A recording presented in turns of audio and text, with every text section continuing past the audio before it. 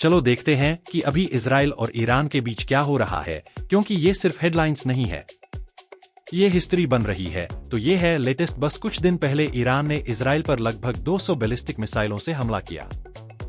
सही सुना, 200। इजराइल के डिफेंस सिस्टम ने यूएस की हेल्प से उनमें से ज्यादातर को इंटरसेप्ट कर लिया, लेकिन सबको नहीं, कुछ अपने टारगेट तक पहुंच गए।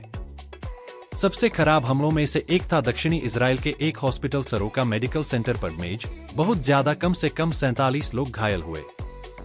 ईरान कहता है हम एक मिलिट्री साइट को टारगेट कर रहे थे, हॉस्पिटल को नहीं, लेकिन रियलिटी ये है कि सिविलियंस को चोट लगी। बाकी के बाहर रेजिडेंशियल बिल्डिंग्स के पास गिरी, जिससे और भी ज्यादा केयास और छोटे और ईरानियन स्टेट टीवी वे इन अटैक्स को लगभग प्ले बे प्ले की तरह ब्रॉडकास्ट कर रहे हैं। लेकिन इजराइल सिर्फ बैठा नहीं है। आज सुबह सुबह इजराइल फोर्सेस ने पलटवार किया जोरदार। उन्होंने उस जगह पर बमबारी की जिसे वे तेहरान में ईरान का डिफेंस मिनिस्ट्री HQ बताते हैं। साथ ही ईरान के न्यूक्लियर प्रोग्राम के पास की साइट्स पर भी। एक एरिक में एक डिकमिशन रिएक्टर था, दूसरा के पास जो न्यूक्लियर डेवलपमेंट के लिए एक नोन हॉटस्पॉट है। इजराइल कहता है हम ईरान के न्यूक्लियर वेपन्स प्लान से जुड़ी किसी भी चीज को टारगेट कर रहे हैं और ईरान में नुकसान बहुत ज्यादा है। 240 से ज्यादा लोग मरे बताए जा रहे हैं, जिनमें कम से कम 70 महिलाएं और बच्चे शामिल हैं।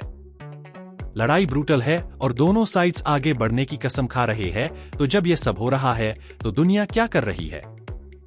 यूएस कहता है कि इजराइल के पर हमले से उसका कोई लेना देना नहीं था। प्रेसिडेंट ट्रंप, हाँ, वो फिर से ऑफिस में आ गए हैं, ने ईरान को अमेरिकी इंटरेस्ट को छूने से मना किया और हिंट दिया कि यूएस इन्वॉल्वड हो सकता है, लेकिन अभी के लिए वे सिर्फ अपने मिलिट्री एसेट्स को इधर उधर कर रहे हैं और क्लोजली देख रहे हैं। फ्रांस, यूनाइटेड नेशंस, यहां तक कि चीन में सब संयम बरतने की भीख मांग रही है। वापस टेबल पर आओ, बात करो। वे कहते हैं यूएन सेक्रेटरी जनरल सचमुच अभी सीज फायर के लिए कॉल कर रहे हैं, शांति और डिप्लोमेसी के जीतने की गुहार लगा रहे हैं। इस बीच इसका हाल आउट हर जगह है। प्राइसेस बढ़ रहे हैं, गल्फ में ट्रेड रूट्स खतरे में है और ग्लोबल स्टॉक मार्केट्स गिर रहे हैं। देश अपने नागरिक को निधन से निकालने के लिए भाग दौड़ कर रहे हैं। एरोस्पेस बंद हो रहे हैं और मिसाइल ऊपर से उड़ रही है, और ये मत भूलो प्रोपेगेंडा वो पूरे जोरों पर है। दोनों साइड मीडिया का इस्तेमाल अपनी स्टोरी का अपना वर्जन बताने के लिए कर रहे हैं। घर और बाहर दिल और दिमाग जीतने की कोशिश कर रहे हैं।